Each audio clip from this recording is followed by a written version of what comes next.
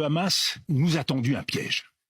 Et ce piège, c'est celui de l'horreur maximale, de la cruauté maximale. Et c'est donc le risque d'un engrenage du militarisme.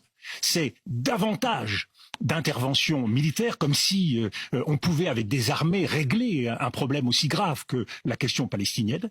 C'est un deuxième piège essentiel, c'est celui de l'occidentalisme. C'est que nous voilà réduits avec Israël sur ce socle occidental qui aujourd'hui est mis en cause par l'essentiel de la communauté internationale. C'est quoi l'occidentalisme? Eh bien, l'occidentalisme, c'est l'idée que l'Occident, qui a pendant 5 siècles géré les affaires du monde, va pouvoir tranquillement continuer à le faire. Et l'on voit bien, y compris dans les débats de la classe politique française, qui a l'idée qu'il faut, face à ce qui se passe actuellement au Moyen-Orient, poursuivre encore davantage le combat vers ce qui pourrait ressembler à une guerre de religion ou une guerre de civilisation, c'est-à-dire nous isoler sur la scène internationale encore plus.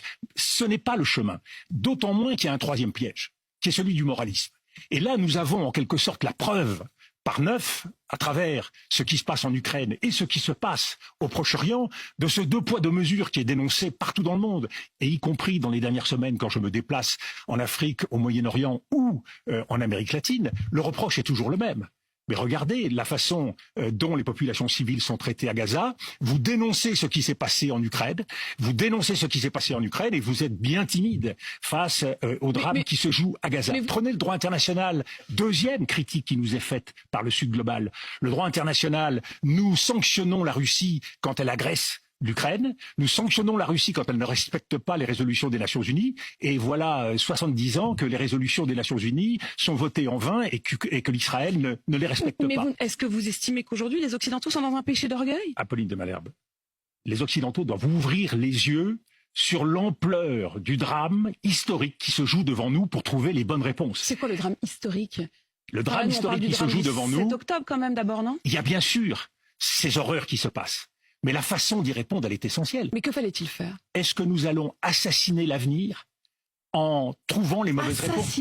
Assassiner l'avenir. Pourquoi? Mais qui assassine qui? Mais vous êtes dans un jeu de cause et d'effet.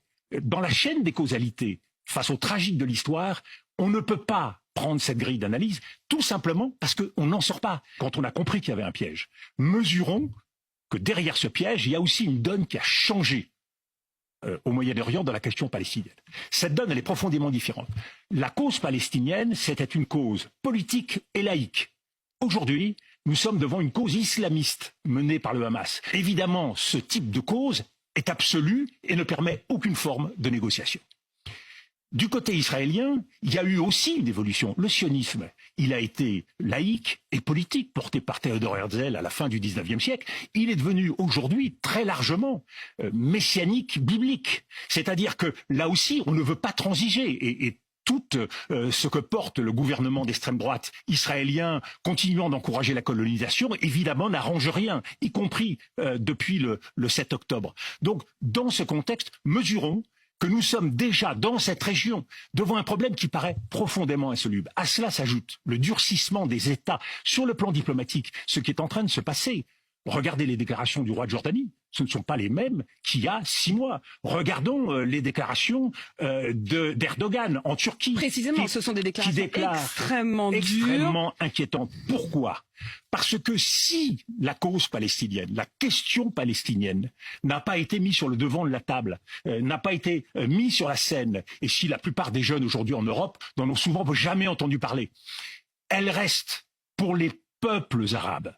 Elle reste la mère des batailles. Tout ce chemin qui a été fait vers une tentative de stabilisation du Moyen-Orient, où on a pu croire effectivement... Mais la faute à qui? C'est là que j'ai un petit peu du mal à vous suivre. Mais Madame Apolline de Malherbe, moi je suis par formation diplomate. La question de la faute, elle sera traitée par les historiens et elle sera traitée par les philosophes. Mais vous ne pouvez pas rester comme ça dans une forme de neutralité, c'est difficile. Mais je ne suis pas dans la neutralité, je suis dans l'action. Je vous dis simplement que chaque jour qui passe, on peut faire en sorte que ce cycle effroyable, c'est pour ça que je parle de piège, et c'est pour ça qu'il est si important de savoir quelle réponse on va donner. Nous sommes aujourd'hui seuls face à l'histoire, et on ne traite pas ce nouveau monde, sachant qu'aujourd'hui, nous ne sommes plus en position de force. Nous ne sommes pas capables de gérer seuls, en gendarmes du monde, tout cela. Eh bien justement, qu'est-ce qu'il faut faire? C'est là où il est essentiel de ne se couper de personne sur la scène internationale. Y compris des Russes? Tout le monde. Je le tout dis, le monde. Il faut aller demander de l'aide. Si les Russes, mais je dis pas qu'il faut aller demander de l'aide aux Russes, je vous dis si les Russes peuvent apporter une contribution en faisant en sorte de calmer un certain nombre des factions de cette région, eh bien cela ira dans le bon sens. Mais comment on fait pour proportionner par rapport à la barbarie? C'est plus armée contre armée. Mais enfin, écoutez, Madame Apolline de Malherbe, les populations civiles qui sont en train de mourir à Gaza, elles n'existent pas. Alors parce que l'horreur a été commise, il faut que l'horreur soit commise de l'autre côté. Bien sûr que est-ce qu'il faut faire? Mais je le fais. Mais non, c'est vous qui le faites. Non, c'est vous qui le faites. Moi, je ne vous dis pas que je renvoie dos à dos les fautes. Un peu quand même. Non, pas du tout. Pas du tout. J'essaye de prendre en compte ce que pense une grande partie de l'humanité. Il y a certes un objectif à mener et qui est réaliste, de faire en sorte d'éradiquer les dirigeants du Hamas, de ceux qui ont commis cette horreur-là, et de ne pas confondre les Palestiniens avec le Hamas. Ça, c'est un objectif réaliste. La deuxième chose donc, une réponse ciblée, qu'on définisse des objectifs politiques réalistes.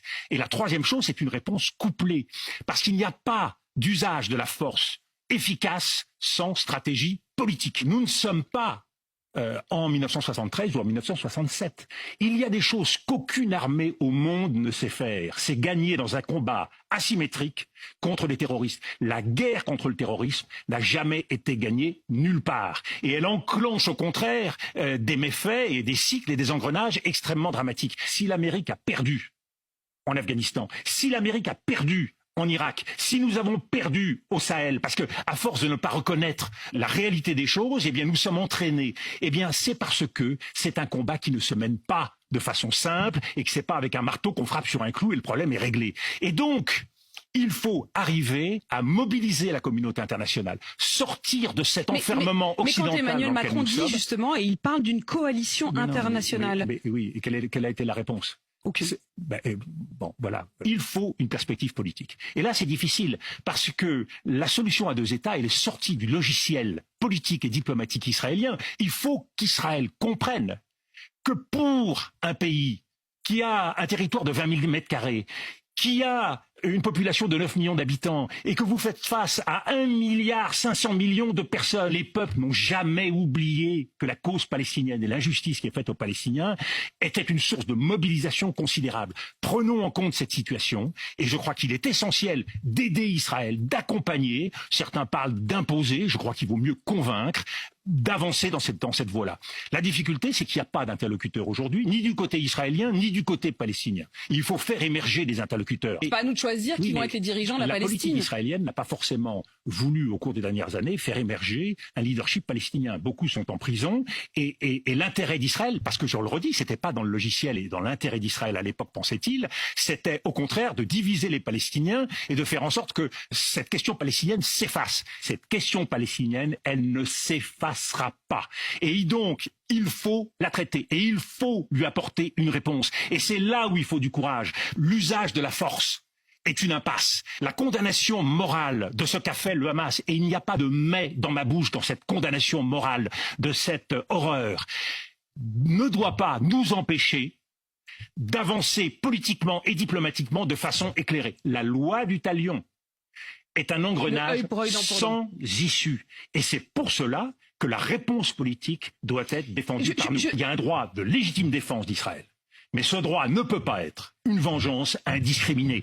Et il ne peut y avoir de responsabilité collective du peuple palestinien pour les actions d'une minorité terroriste du Hamas. Quand vous rentrez dans ce cycle qui consiste à rechercher les fautes, la mémoire des uns s'oppose à la mémoire des autres, et certains opposeront à la mémoire d'Israël la mémoire de la Nakba, de la catastrophe de 1948, qui est une catastrophe que les Palestiniens vivent encore tous les jours. Donc, vous n'en sortez pas de ces cycles. Donc, nous devons avoir la force, bien sûr, de comprendre et de dénoncer ce qui s'est passé. Et de ce point de vue-là, il n'y a pas de doute sur la position qui est la nôtre. Mais nous devons avoir le courage. Mais c'est ça la diplomatie. La diplomatie, c'est d'être capable, au fond du tunnel, d'imaginer qu'une lumière est possible. Et c'est ça la ruse de l'histoire. Quand on est au fond du gouffre, il y a quelque chose qui se passe, qui peut permettre d'espérer. Après la guerre de 73, qui eût pensé que, avant même la fin de la décennie, eh bien l'Égypte signerait un traité de paix avec Israël. Le débat ne doit pas se situer aujourd'hui ni sur le plan rhétorique, ni sur le choix des mots. Le débat aujourd'hui, c'est l'action. Il faut agir. Et quand vous réfléchissez sur l'action, il y a deux possibilités. Soit c'est la guerre, la guerre, la guerre, soit c'est essayer d'avancer dans la paix. Et je le redis, c'est